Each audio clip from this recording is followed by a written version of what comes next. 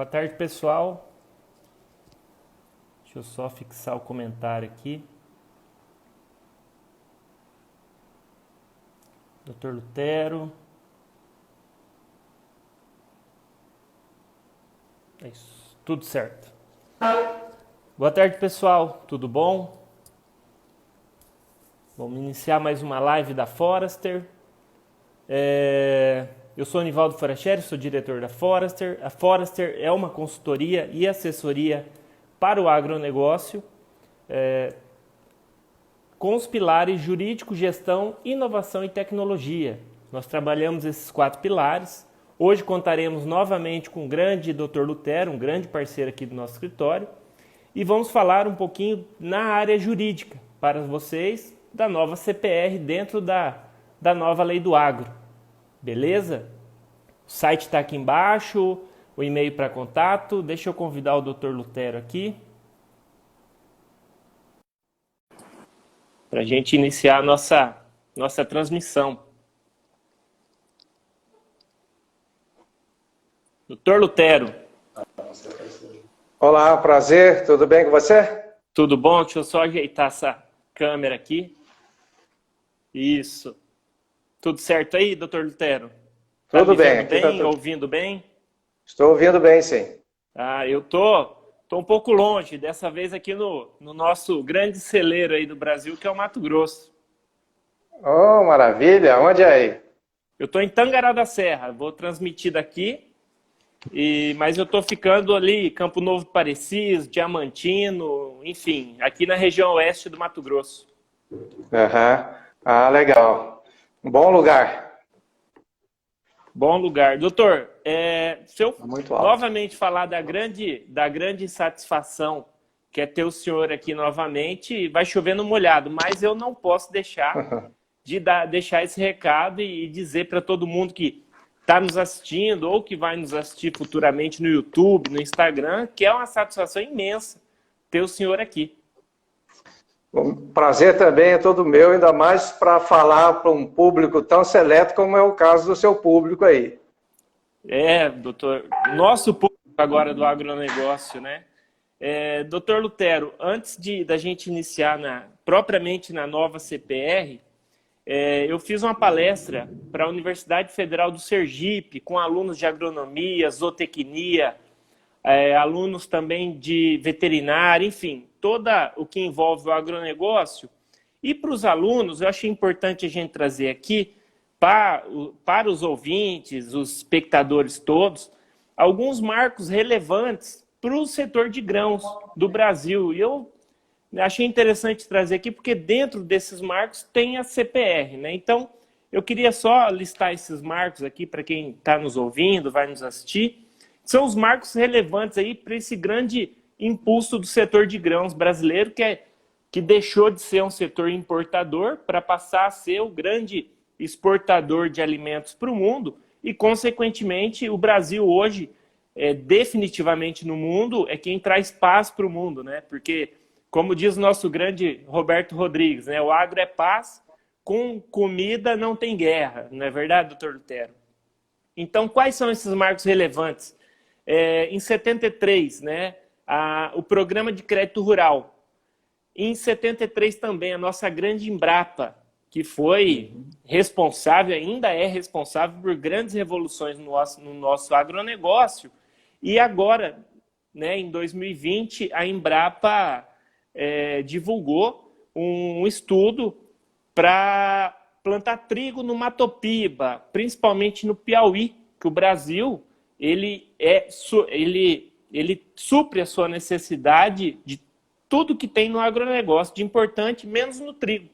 O Brasil não é autossuficiente no trigo, ele é um importador de trigo, e a Embrapa, com um grande estudo aí, vai levar o trigo para o Matopiba. Então, isso é a Embrapa desde 73, trazendo inovação e revolucionando o agronegócio.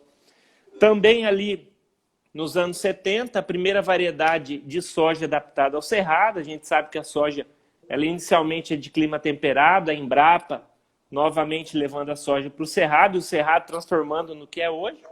Em 94, Plano Real, estabilidade para a moeda. Também em 94, a criação da CPR, que é objeto da nossa conversa hoje, a nova CPR, né? 25 anos depois é isso, né? E a Lei Candia de 96, que zerou impostos para exportação, fazendo novamente alavancando o Brasil como exportador de alimentos. A Lei de Proteção de Cultivares em 97, o Moderfrota em 2000, que foi ali o início da grande revolução do parque de máquinas brasileiro. A soja super precoce também nos anos 2000, o que trouxe, principalmente aqui para o Cerrado, a oportunidade de uma segunda safra. Inclusive estamos aqui com o início dessa segunda safra de milho, daqui a pouquinho a segunda safra de algodão. Também, né, a soja super precoce, já falei. A Lei de Biossegurança em 2005 e, nos anos 2010 em diante, a agricultura de baixo carbono. Creio eu, na minha humilde opinião de quem transita aí por todas as esferas do agronegócio, doutor, que a grande revolução agrícola que nós vamos ter de hoje em diante realmente é a integração lavoura-pecuária. Creio que com a integração lavoura-pecuária, a soja vai galgar espaço em área de pastagem degradada, ampliando a área de produção, enfim, tudo aquilo que a gente sabe que os produtores brasileiros e o agronegócio brasileiro é capaz de fazer. Então, seriam esses os marcos relevantes. Eu agradeço o espaço aí para trazer, para a gente pegar o gancho lá na criação da CPR em 94 e aproveitar para passar a questão para o senhor agora, o que motivou essa criação da CPR em 94, doutor Lutero? Bem, você pontuou bem as questões de alguns marcos relevantes aí do agronegócio. Eu tomaria a liberdade de, dentre esses marcos que você estabeleceu, adicionar mais alguns marcos jurídicos. Sim. Vamos começar lá, porque todos que vão estudar aí o agronegócio, se afeiçoar à temática desse ambiente jurídico, acho que tem que passar por algumas leis bem especiais. Primeiro, a lei que instituiu o crédito rural lá em 65, certo? Depois, o próprio decreto-lei que criou uma cédula específica para o crédito rural, que é o decreto 67. Depois você tem também a instituição do Proagro, em 73, que acabou sendo um produto interessante para o setor. Depois você tem, então, eu acho, a própria Constituição Federal em 88, que ela dá uma roupagem diferente para o setor do agronegócio, ou a produção de alimentos, de forma muito singular. Eu sempre penso que estudar o direito do agronegócio, ou o direito agrário, como queiram dizer, eu acho que a gente tem que subir a nascente do rio, que é o direito constitucional, lá na Constituição. Depois nós temos, então, em 94, a criação da CPR, uma lei específica criando esse título. Você tem também a Lei de Proteção de Cultivares, que foi muito interessante aí em 91. Você tem, depois de 91 também, a própria Lei Agrícola, que veio regulamentar um preceito constitucional, o artigo 187 da Constituição. Você tem, depois, o que mais? A Lei sobre a Armazenagem Agropecuária, 2000.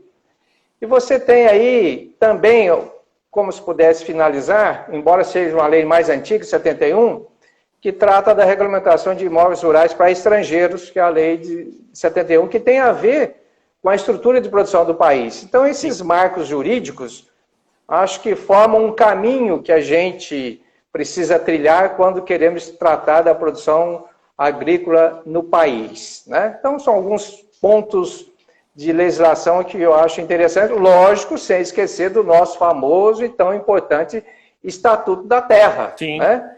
Que é muito relevante, é um marco no direito brasileiro sobre a questão de produção de alimentos, o uso da terra e assim por diante. Bom, em 94 nós temos a CPR, vem a criação desse título para o agronegócio. Qual é a ideia primária, primeira, principal, prevalecente na criação da CPR? Permitir ao produtor rural se autofinanciar. De que forma? Ele vende a produção que não tem ainda. Ao vender essa produção, ele não precisa e obter recursos para essa venda, ele não precisaria ir ao sistema financeiro para pegar recursos que ele teria obtido através da venda antecipada dos seus bens. É um título muito singular no direito brasileiro. Eu até lembro que uma vez eu estive dando uma palestra na Universidade de Buenos Aires, a UBA, e o tema era o agronegócio, o direito rural, como lá se chamava o congresso. E eu sugeri aos irmãos argentinos, né, os hermanos, Sim. que estudassem esse título nosso por causa da singularidade dele, né, que era bom para o credor e bom para também o produtor rural. Então a CPR veio com essa proposta, né, de vender produto rural inexistente, porém de entrega certa, né, e que daria ao produtor rural, então, as condições de se autofinanciar. Eu tenho um lamento a fazer em relação à jurisprudência. Eu acho que a jurisprudência, ela ajudou a desviar a finalidade da CPR. Quando ela permitiu o CPR, produtor emitir CPR a todo e qualquer gosto. Eu acho que a CPR, no meu entendimento, é só para venda de produto rural e venda com pagamento à vista para o produtor rural. Porque se não houver pagamento à vista, ele não se autofinanciou, ele não recebeu nada, né? Então permitiram o CPR como garantia, e aí criou até um endividamento para o produtor rural, que muitos credores da CPR fizeram problema no uso inadequado, né? Permitiram a CPR também para troca com outras coisas, e nem no título tinha notícia dessa troca. CPR com pagamento do produto depois que o produtor entregar o produto era um risco muito grande, né? Sim. Mas, enfim, afora esse uso que eu penso que não é muito apropriado para o setor, no resto a CPR é bastante utilizada e tem sua razão de ser quando corretamente usada dentro do agronegócio. Entendi. Doutor Lutero, a CPR ela foi sendo moldada pelo mercado, vamos assim dizer, e a jurisprudência acabou caminhando para essa mudança de uma forma até temerária. Entrando na pauta 2, né, o senhor já fez uma crítica, né, dessa mudança de jurisprudência. Olhando assim um pouco de fora, a gente vê que a jurisprudência, de repente, ela mudou conforme o mercado foi entortando a CPR para lá e para cá. Com base nessas críticas, o senhor já criticou o uso da CPR como causa de endividamento. Seria nesse sentido, doutor? Por quê? Exatamente, que tem muitos produtores, eu defendo muitos deles, inclusive envolvidos nessa questão, que emitiram CPR para um credor, que depois endossou esse título para um banco, que depois também criou todo o problema, quando o produtor não havia recebido do credor primitivo nenhum valor em relação à CPR. E o banco, como credor secundário, endossatário do título, executou o cumprimento da CPR num título que o produtor não havia recebido ainda do credor originário nenhum valor da venda feita. E ele se obrigou a entregar o produto prometido no título, porque o produto prometido no título tinha que ser entregue. Mas eu entendo, até quando o legislador criou a CPR, quando se lê a exposição de motivos da lei, lá está dito que a lei foi instituída com o objetivo do produtor vender à vista, com pagamento à vista, o seu produto. Porque senão ia acontecer isso, como aconteceu com muita gente. Ele emite a CPR, tem que entregar o produto sem ter recebido nada em pagamento, até questão de permuta por insumos, maquinários, garantia de outras obrigações. Então, nesse sentido, eu acho que a jurisprudência, não entendendo perfeitamente o mecanismo, acabou dando acolhida a pretensões dessa natureza dos credores e o título se tornou um título de criar endividamento desnecessário para o setor, muito mais grave do que o endividamento do crédito rural. Sim. Porque no crédito rural o produtor pegava o crédito e se endividar dizia, eu não posso pagar porque perdi a safra. Na CPR foi pior, ele não pegava crédito nenhum e tinha que entregar o que vendeu e não recebeu.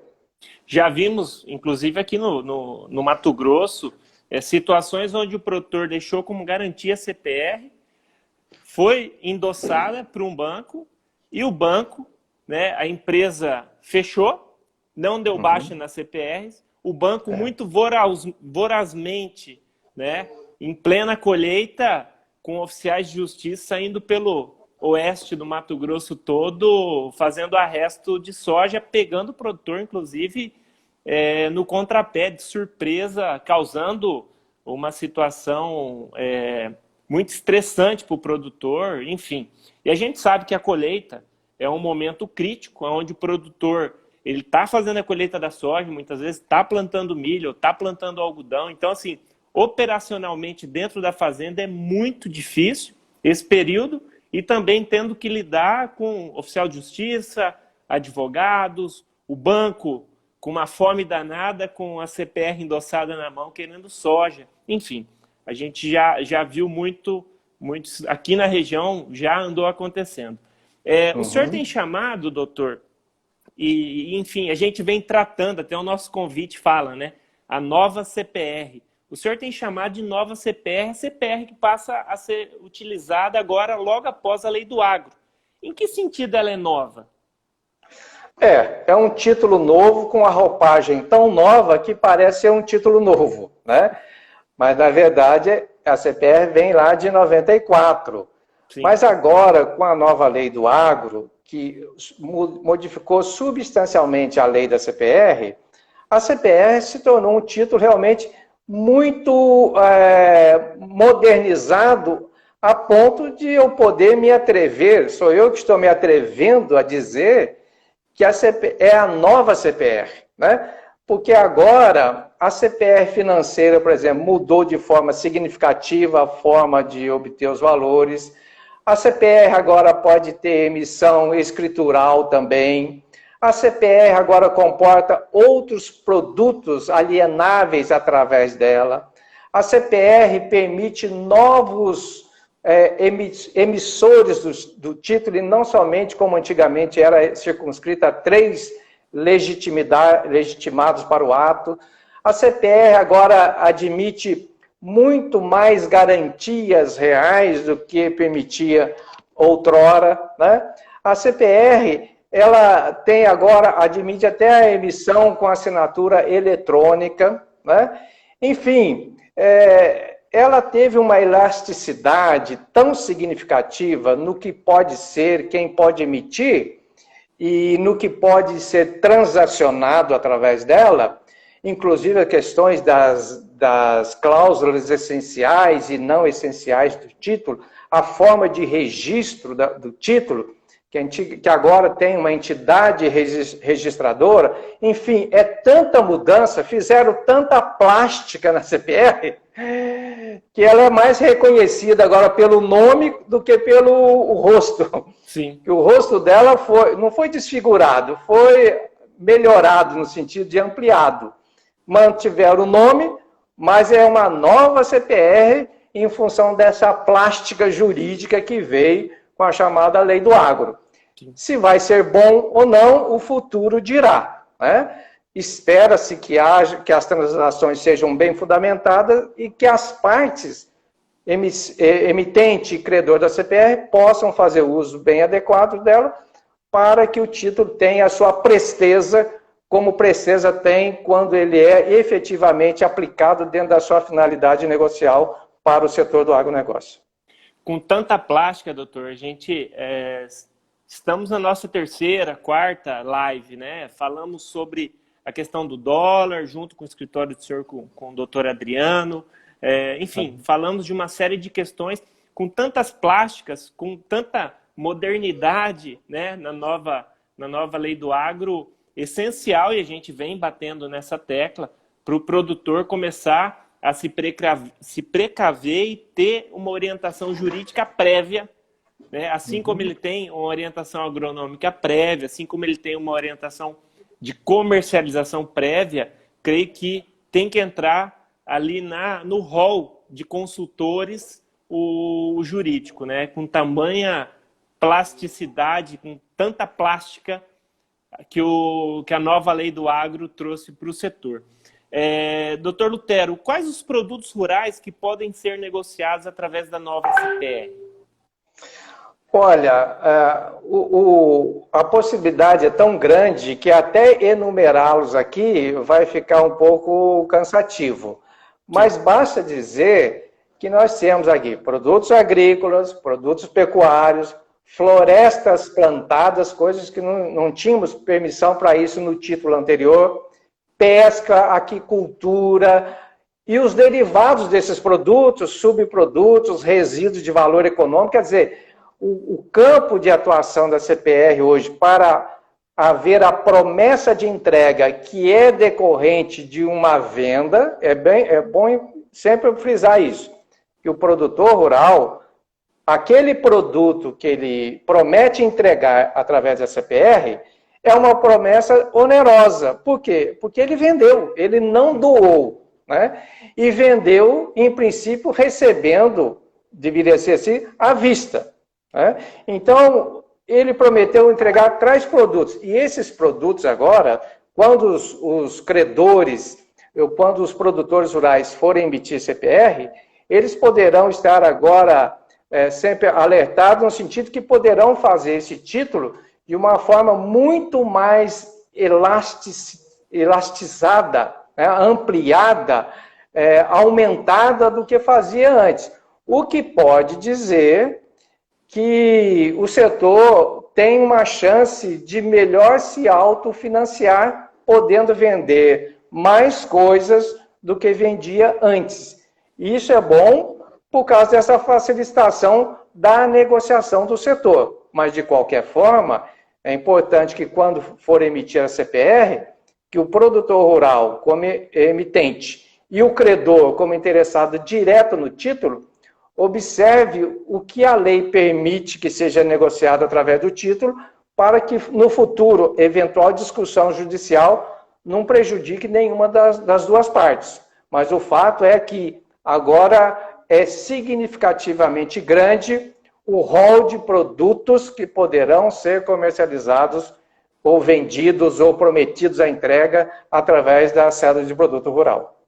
Temos observado não só na CPR, né, doutor Lutero, mas principalmente na nova lei do agro, essa facilitação para aquisição de crédito, né? Como tudo é novo, temos que observar no mercado, e eu tenho observado aqui já em alguns contratos no Mato Grosso, não houve mudança do último ano. Creio que as empresas ainda estão estudando a nova lei do agro para efetuar algumas mudanças. Então, assim, safra 2021, não estou vendo mudanças com relação a alguma documentação que eu tenho analisado aqui, de alguns clientes, familiares, enfim, mas torcemos para que a nova lei do agro consiga trazer crédito mais barato para o produtor, porque foi facilitado e muito para o credor, não é verdade? Enfim, voltando, né? A gente sempre dá uma escapada para a nova lei do agro, mas é normal, né? Teremos outras lives abordando outros assuntos sobre a lei do agro e possivelmente dando continuidade à questão da CPR, da nova CPR, por assim dizer, né? E quem tem legitimidade, doutor Lutero, para emitir a nova CPR? Bom, aí nós estamos no outro campo da CPR que foi aumentado para oportunizar que mais títulos pudessem ser emitidos e, consequentemente, o mercado se beneficiasse deles. Se aumentou o número ou o rol dos produtos que podem ser comercializados via CPR, estou dizendo comercializado, cada promessa de entrega, né, do emitente em favor do credor, também aumentou o número dos que têm legitimidade para emitir a CPR, que antigamente estava ligado ao produtor, cooperativas e às suas associações.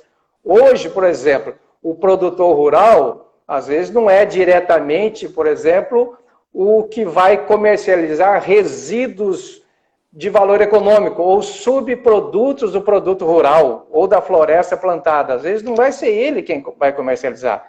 Será outro o titular desses bens e que, portanto, esse outro titular de um bem que pode ser comercializado via CPR tem, então, legitimidade para emitir cédula de produto rural. Então, pode ser um produtor não rural, né, que tem resíduos decorrentes de produção agrícola, pecuária, do gênero, que serão passíveis de serem comercializados. Então, este detentor desses bens podendo ser tais bens comercializados via cédula de produto rural, tem legitimidade para emitir uma cédula de produto rural em favor de um credor que tem, então, interesse na aquisição desses bens. Então, nós vamos aí também, nesse ambiente, se aumentamos o produto e diversificamos para além da produção direta propriamente dita, temos, e a lei teve que fazer isso, temos a oportunidade de aumentar o número de legitimados para a emissão do título. Então, nós podemos encontrar, de hoje em diante, não produtores rurais emitindo cédula de produto rural juridicamente protegido para isso, inclusive para beneficiar o credor desses títulos e desses bens que são negociados via cédula de produto rural.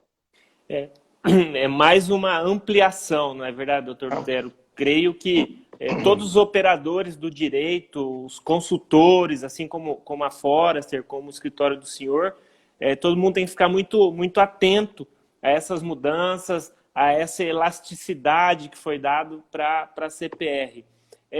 Como eu disse para o senhor, tenho analisado alguns documentos, a gente está em plena segunda safra, mas os negócios safra 2021 já estão acontecendo. Estou vendo produtores aproveitando, inclusive, a boa relação troca, né, de produto produzido, soja, milho, algodão, em relação aos insumos, aproveitando e já negociando 21, 22. E na documentação a gente ainda não vê nenhuma mudança, né? De forma geral, creio que as empresas têm estudado também toda essa ampliação de direitos. A nova CPR tem algum modelo para ser utilizado, pensando aí no futuro, já 21, 22? Tanto na lei primitiva de 94 como na atual, a lei não estabeleceu nenhum modelo a ser seguido pelas partes para a formatação do título.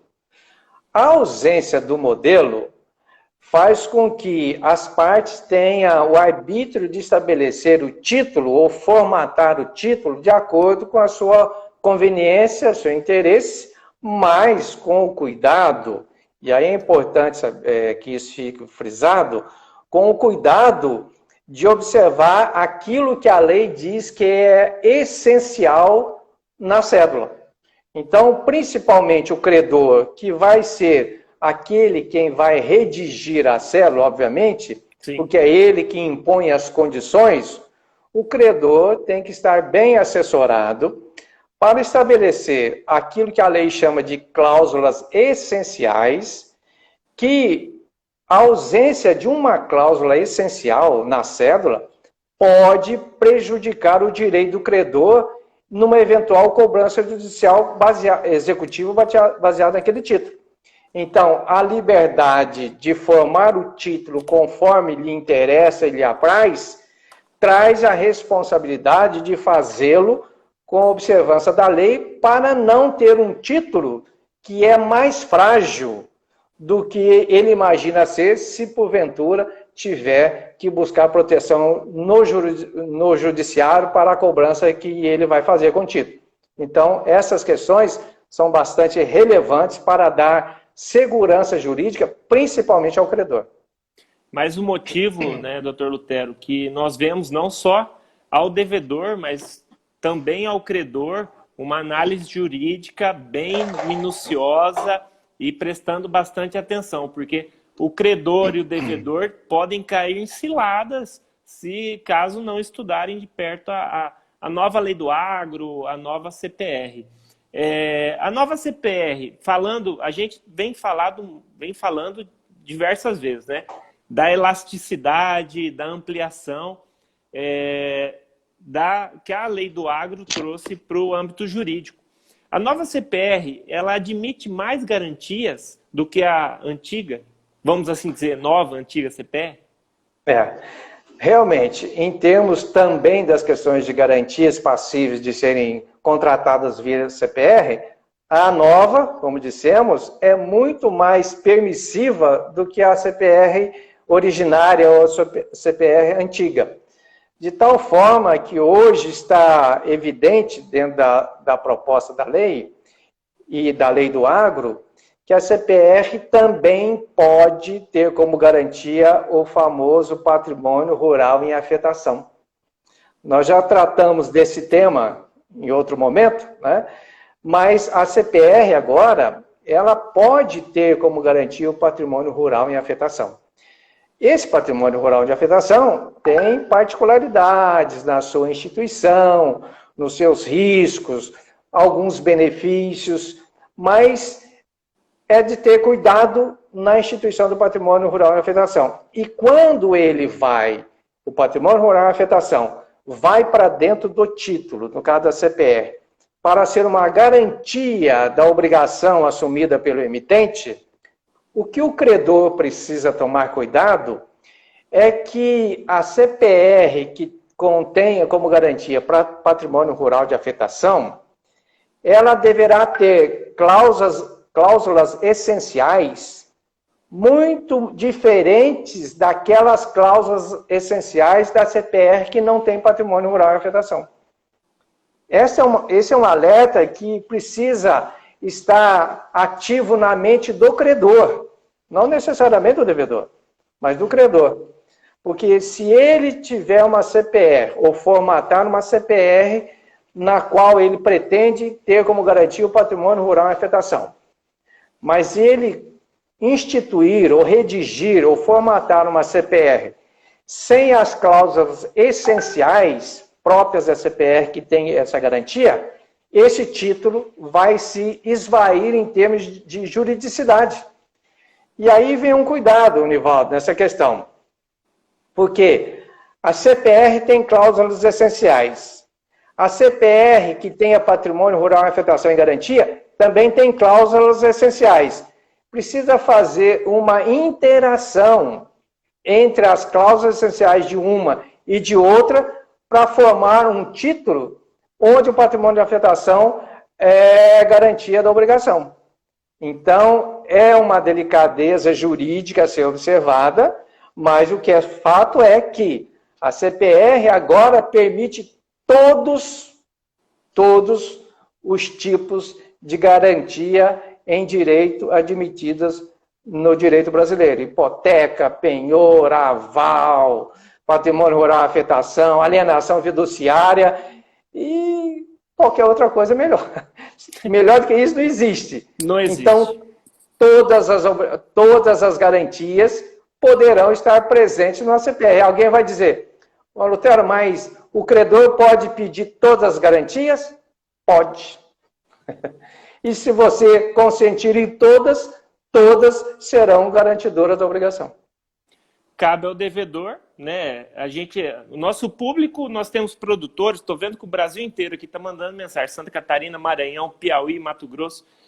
Nós temos aqui espectadores, credores e devedores. Né? O que tem que ficar claro, e está ficando claro em todas as nossas lives, falamos sobre o patrimônio rural em afetação, né? em uma live específica, o que está ficando claro, assim, houve uma ampliação, uma facilitação, ficou elástico, né? A palavra que a gente está falando toda hora aqui na nossa live, mas demanda muita atenção e muito cuidado.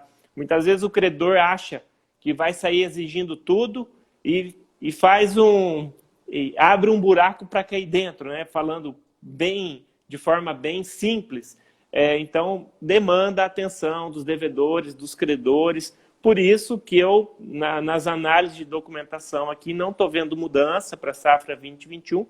Provavelmente teremos já alguma coisa na 21, 22, mas demanda cuidado e atenção. Eu acho que essa é a palavra-chave quando a gente fala da inserção da assessoria jurídica.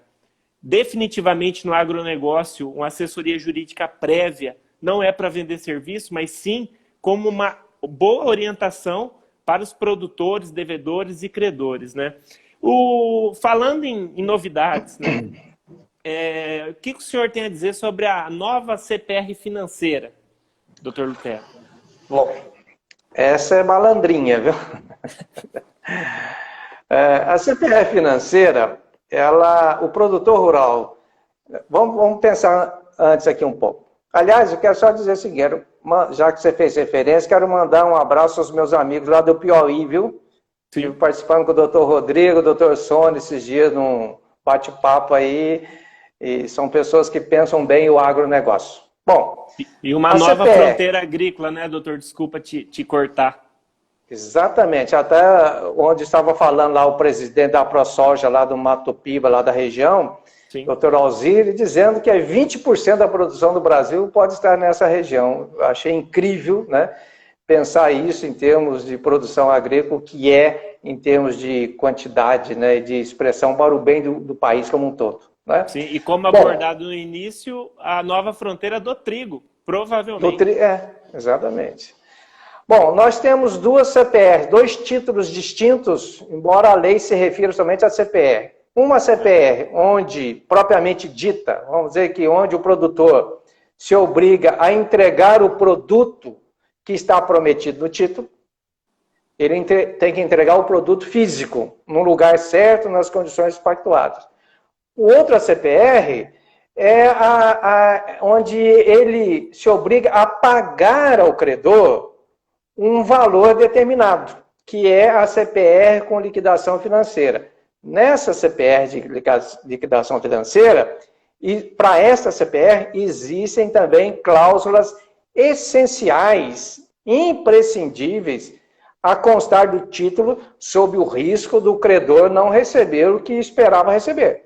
Então, essa questão é importante. Assim como existem cláusulas essenciais para a CPR com patrimônio rural em afetação em garantia, já dissemos, existem também cláusulas essenciais para a ceda do produto rural com liquidação financeira, tá? Assim como aquela para a entrega de produto. Tudo tem cláusulas essenciais. Bom, o que o artigo 4A lá da lei do agro, que mudou a lei da CPR, diz? Que a CPR financeira pode ter agora taxas de juros fixas ou flutuantes. Não existia isto antes na CPR financeira. Então, cuidado. O produtor rural vai assinar um título com um nome antigo, mas com uma obrigação nova. Tá? O nome é antigo, CPR financeira, mas o título não tem nada de antigo em termos de quantificação do valor. Hoje a CPR financeira, ela pode ter, inclusive, cláusula de variação cambial dentro da obrigação. Além de outras questões, o preço, formação do preço do produto e assim por diante. Ou seja, quando o produtor rural, o emitente da CPR financeira, for pagar o título lá na frente, além da variação do preço do produto, ele vai pagar também juros, se porventura foram ali convencionados, em taxas fixas ou flutuantes, e sem controle direto da lei, ou de nenhuma outra obrigação. Podemos discutir depois, lá no futuro, que um credor não financeiro poderia praticar juros usurários na CPR financeira? É possível. Aí uma dica aí para os meus colegas da área, né? Que advogam para o produtor rural, obviamente. E a variação cambial, como vai reger isso? Quais os momentos e os produtos que admitirão a cláusula de variação cambial dentro da CPR financeira? Então, tudo isto o produtor precisa saber e saber rapidamente antes de lançar a sua assinatura numa CPR financeira. Vale lembrar, Nivaldo, o perigo é o título não mudou, mas a essência dele mudou. E aí que a questão precisa ser tomada em conta. A questão da variação cambial foi até alvo de uma live junto com o doutor Adriano. É algo que tem que ser muito, muito bem analisada. Nós tivemos nesse ano a safra 19-20, um exemplo disso. O plantio da soja com dólar um valor bem abaixo do que está sendo praticado hoje. Então, isso impactou ali na última linha do produtor rural, que é a linha do lucro, impactou e muito. Enfim, então, demanda atenção. A gente vem falando de atenção, detalhe, cuidado para o devedor, para o credor. tudo que é novo demanda um olhar um pouco mais preciso, ainda mais quando o título é antigo e a essência muda, não é verdade, doutor Lutero? Exatamente. A nova CPR, ela também precisa ser registrada para ter validade, doutor Lutero? Olha, junto ao registro imobiliário, não mais. A não ser, claro, se houver uma garantia real que para valer contra terceiros, e não somente entre as partes, o título precisa ser levado a registro para valer contra terceiros somente, né?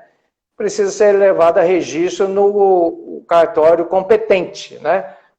Da circunscrição do bem dado em garantia ou do local do produto que vai também ser objeto de entrega. Agora, a novidade é que a CPR precisa ser levada a registro ou a depósito, dependendo da situação, ou como convier ao credor, junto a uma entidade autorizada pelo Banco Central para receber esses títulos em registro ou em depósito.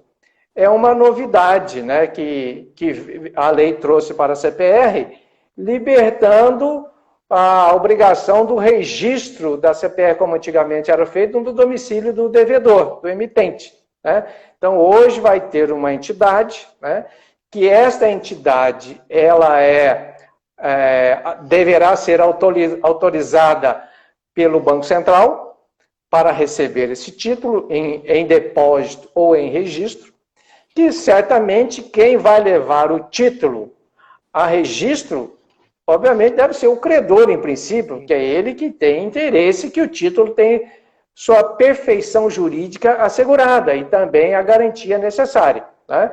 Mas o registro agora é dentro dessa entidade que o credor precisa saber se a entidade está autorizada, para não ocorrer do registro ser feito numa entidade que não está autorizada e, portanto, não teria eficácia jurídica contra terceiros e nem contra o devedor, né? Mas essa é uma questão nova que vem aí dentro da lei do agro e que se pretende dar uma certa dinamização no título. Se vai ter efetivo proveito para as questões, até se pensa o seguinte, olha, se o título não for levado a registro, ele não tem eficácia. A lei diz isso. Eu, particularmente, não adoto esse entendimento, embora contrarie a lei, porque a CPR tem eficácia, sim, antes de ser levada a registro. Por quê? Quando eu emito a CPR, como produtor rural, e constituo a garantia, antes de ser levada a registro, ela já tem eficácia. Sim. A eficácia de tornar ela exequível é uma questão a ser discutida, mas a eficácia dela já está assegurada desde o momento que eu emito um título, cujo título tem as cláusulas essenciais que a lei exige, né? Se esse título depois vai se tornar eficaz só por causa do registro, eu particularmente tenho minhas dúvidas e estou pensando de forma um pouco mais cautelosa sobre a extensão disto em termos de título de crédito, porque também nós temos que observar algumas coisas que a lei pode ter tido o interesse de proteger e criou aí um monstro jurídico. E como monstro jurídico, ele não pode ter vida longa. Entendi. Até porque o mercado ele é muito mais dinâmico, desculpa, do que a burocracia, do que o judiciário. Então a gente vê, o senhor tem extrema razão com relação à emissão da CPR. O senhor escreveu um artigo sobre o crime de estelionato do emitente da nova CPR. O produtor, a gente já vem abordando alguma coisa nessa última questão, mas o produtor precisa tomar mais cuidado para não correr desse risco? Pois essa questão do crime de estelionato dentro da CPR, ele já estava previsto na lei anterior, das declarações que o produtor rural faz quando emite uma CPR, declarações que estão postas na cédula. Então, qual é a preocupação? É que agora a CPR, o crime de estelionato dentro da CPR, inclui até mesmo uma cláusula que, porventura, omita alguma declaração no que diz respeito aos sujeitos da emissão da CPR. Então, o que acontece? O produtor rural vai assinar uma CPR. Uma CPR que ele não redigiu. Uma CPR cujas cláusulas foram redigidas pelo credor, com as qualificações apropriadas. Qualificou o produtor, o emitente, qualificou o credor, qualificou também o produto, qualificou também a garantia. Se, porventura, uma dessas cláusulas, a qualificação foi feita de forma inexata, mas foi feito por quem? Pelo credor que preencheu a CPR. Porque nós temos aqui, na questão do direito, um contrato ou um título de adesão. O produtor nada redige ali, ele só chega ali, apõe sua assinatura e não mais que isso. E o credor é que redige tudo. Então, vai aqui o alerta para o produtor rural, quando for emitir uma CPR, seja com quem for, que ele dê uma lida, ainda que singular, nas questões que estão postas ali, principalmente nas declarações que são feitas a título da qualificação dele, principalmente das qualificações dele, dos produtos e das garantias, para ele ver se a olho nu, se ele não consegue observar alguma coisa falsa ou inexata que não foi da índole dele estabelecer. Mas o credor fez isso talvez também, não por má fé, claro, nem dolosamente, sim. Talvez pegou uma cédula anterior, um registro anterior e jogou ali. E isso pode, agora, dentro da nova lei do agro, que alterou a lei da CPR, caracterizar crime de estelionato. É claro que os colegas da área criminal vão discutir aí, não houve a intenção, não houve o dolo, o ato não foi propriamente dele, mas tudo bem, é uma questão indigesta que a lei do agro traz para dentro da CPR, que nós precisamos ter cuidado para não incorrer numa declaração que não convém estar presente no título. Cuidados redobrados, não é verdade, doutor Lutero? Porque, assim como a gente vem discutindo, a CPR, até hoje, não passa de um título por adesão, né? O produtor, no máximo, eu acompanhei alguns casos e acompanho alguns casos de perto, onde o produtor não tem tanta discussão, até estou vendo um comentário aqui, vai na esteira aí do que eu vou falar, ele não tem condição de discutir. Um produtor, que hoje a maioria do Brasil é médio e pequeno produtor. Esse produtor não tem condição de discutir, no máximo discutir uma cláusula específica. Isso a gente vê na prática. Então, olhos redobrados, não é verdade, doutor Lutero? E para o lado do credor, a nova CPR, o credor também precisa tomar os cuidados durante o uso? Eu acho que como ele é o criador intelectual do título, né? No que diz respeito às cláusulas que agora passam a fazer parte do título, essencialmente, seja principalmente no caso da CPR com patrimônio rural em afetação, né? Que é um título totalmente novo em termos de cláusulas essenciais, o credor precisa aproximar-se do seu jurídico, empresa ou não empresa, né? Porque a CPR pode ser um credor pessoa física, não precisa ser o credor originário, não necessariamente uma empresa, né? Então, observar essas cláusulas essenciais e o que é essencial do título, para que ele não corra o risco de transacionar com um título que amanhã não vai dar força jurídica para a cobrança que ele quer realizar. Então, nesse sentido, tanto no que diz respeito à CPR com patrimônio rural em afetação, como a CPR propriamente dita, e a CPR com liquidação financeira, cada título tendo cláusulas específicas a serem postas no contexto do título, é importante que o credor se muna da orientação adequada na formação do título. Porque depois que o título for formado, assinado, estiver circulando, ele não tem mais poder de mudar o título, a não ser mediante concordância do emitente, o produtor rural, mediante firmação de aditivo. Então é importante que ele faça essa constatação enquanto o título está sob a sua tutela de redação, de construção, para que depois ele possa ter segurança de que o seu direito não vai ser minimizado em face de um erro que ele poderia ter evitado numa orientação oportuna, juridicamente falando. Doutor Lutero, olhando o agronegócio, né, é só para os nossos espectadores, para a gente posicionar os espectadores, né, que estão nos acompanhando ao vivo e vão nos acompanhar pelo YouTube, isso vai ficar gravado ad eterna na nossa conversa. Olha a nossa responsabilidade, né, doutor?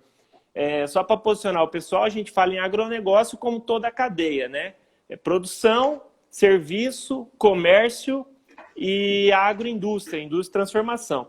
Vou fazer uma menção ao senhor, que eu adorei o último livro que eu li do senhor, eu sou um leitor assíduo do senhor, onde o senhor fala que a agropecuária, a produção, ela é tão essencial para o agronegócio como cadeia, que sem a produção agropecuária, que seria agricultura e pecuária, o agronegócio seria estéril, né? Os outros aspectos do agronegócio, comércio, serviço e a agroindústria. Então, eu li isso, doutor, e levo para todas as palestras que eu posso, eu levo e dou os créditos ao senhor. Olha, nessa esteira, pode falar. Deixa eu dar o crédito a quem merece o crédito. Essa citação é de um filósofo português do século XIX, o Antônio Feliciano, que foi ele quem diz, então é o filósofo e não o jurista, é quem diz que o comércio e a indústria são atividades estéreis. Só a agricultura é fértil, porque só ela traz à existência o que não existe. O comércio e a indústria transformam aquilo que o agro produz. Ou seja, se não houver produção, não há comércio, não há indústria, nem há comércio. Sim. Então, a fertilidade é do agronegócio, né?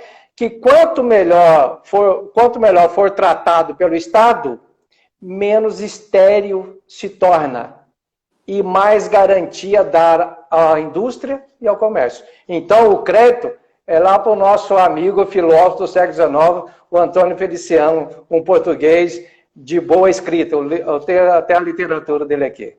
E graças ao senhor nos trouxe, né, para o século XXI essa citação. Mas só voltando, doutor Lutero, levando tudo isso em consideração, a gente vê que o agronegócio brasileiro, que a gente já falou, né, que é o garantidor da paz mundial, hoje alimenta 1 bilhão de pessoas e atende 170 mercados internacionais, o agronegócio brasileiro. A gente vê nessa caminhada, eu tenho alguns anos de caminhada pelo agro, eu vejo uma profissionalização do agronegócio. Aí uma pergunta, doutor Lutero, que está fora da nossa pauta, mas eu conheço o senhor gosta de pergunta fora de pauta. Com essa profissionalização, a lei do agro veio para forçar o produtor a se profissionalizar ainda mais? Qual que é a sua opinião a respeito disso? Eu acho o seguinte, eu já havia dito isso em outro momento, que o agronegócio não admite mais o produtor amador nem o advogado amador. Sim. Os dois não têm mais espaço no agronegócio mais desenvolvido por causa da importância, da relevância e da complexidade das relações jurídicas e não somente agronômicas que existem nessa atividade tão essencial ao Estado, né, ao país, à nação, ao mundo. Né? Então, em razão disto, a profissionalização de ambas as partes, do jurista ou do advogado, do departamento jurídico, que vai assistir o produtor rural, quanto do produtor rural, é uma coisa que não dá mais para ser adiada. Né? Não dá para deixar para amanhã, porque amanhã pode ser tarde, porque a relação jurídica pode já ter sido estabelecida de forma inadequada, e desfazer uma relação jurídica inadequada é mais cara do que realizar uma relação jurídica adequada com a informação oportuna e tempestiva e sólida. Então, antes de jogar o adubo na lavoura, na terra, o produtor rural tem que saber se o adubo é bom. Sim. Né? Antes de assinar um contrato, ele tem que ver com o advogado dele se o contrato também é bom. Se ele jogar um adubo ruim lá, não vai produzir. Se ele firmar um contrato juridicamente ruim, ele não vai ter segurança para preservar o seu patrimônio. Então, as duas coisas andam juntas a partir de agora. E esse agora eu digo desde ontem ou anteontem. Sim. O agronegócio brasileiro, eu sempre falo, doutor, que ele é criativo, inovador e sustentável. Então, a gente vê a criatividade do produtor rural. Eu estou aqui no Centro-Oeste e vi e acompanho ainda a criatividade do produtor rural para, né, ser criativo com a logística, ser criativo com a mão de obra, treinar a mão de obra, enfim, a gente sabe como o produtor é criativo. Ele é inovador, a própria Embrapa está aí desde 73 trazendo inovação na parte agronômica, o produtor também é inovador. Muitas das inovações de máquinas e equipamentos surgem a partir de um produtor que fez uma alteração e ele é muito sustentável. Hoje, a agropecuária brasileira, a agricultura brasileira está em cima de apenas 8% do nosso território e nós temos aí, no mínimo, 30 milhões de hectares de pastagem degradada para a gente poder avançar com a soja, com o milho, com o algodão, sem desmatar e tirar uma única árvore. Então, o agronegócio brasileiro é sustentável, os números estão aí, e nós temos que ter orgulho desse agronegócio, mas a gente vê que essa mudança de chave já aconteceu e precisa de profissionalização. Por isso que eu vou fazer uma propaganda, que a Forester, está aí o site, eu peço para o pessoal entrar e ver lá os nossos pilares de atuação, jurídico, gestão, inovação e tecnologia. Eu vi, doutor, que tem algumas perguntas, eu deixei o e-mail aqui de contato e gostaria também de agradecer ao senhor, o escritório, ao blog, né, Direito Rural, todo o apoio, toda a parceria, e conversa boa anda muito rápido, né? Nós temos 2 minutos, eu queria deixar o senhor à vontade para as considerações finais. Nivaldo, considerações finais é só elogiar o seu trabalho, sua dinâmica na condução de tudo que faz, inclusive aqui da live, né? É sempre um prazer estar sob a sua tutela na condução da entrevista e dizer que também aqui em Maringá, nosso escritório está à disposição para trocar ideias com outros colegas, para recebermos luzes de outros colegas, né? Para podermos melhorar o conhecimento. Quero também agradecer a todos que estiveram conosco aí. Estou vendo a Doralice aqui, que às vezes nós conversamos aí questões ligadas ao setor, né? Ela é muito dinâmica na sua divulgação, e tantos outros colegas que estiveram conosco aí, dizendo que também o nosso blog direitorural.com.br tem alguns artigos que vão sendo postos lá à medida do possível para dar uma orientação à distância e aos produtores rurais e fazer esse diálogo, essa interação com os colegas que estão em outras regiões do Brasil. Eu disse até ontem para o doutor Rodrigo, que é lá do Piauí, que nós estamos irmanados numa só missão, embora em territórios diferentes. Sim. É assim que a gente pensa. Doutor Lutero, meu muito obrigado. Um bom fim de tarde para o senhor. Aqui no Mato Grosso, 17 horas. No Paraná, 18 horas. Bom descanso para o senhor. Um grande abraço. Fica com Deus. Obrigado. Um bom abraço também. Tchau, tchau.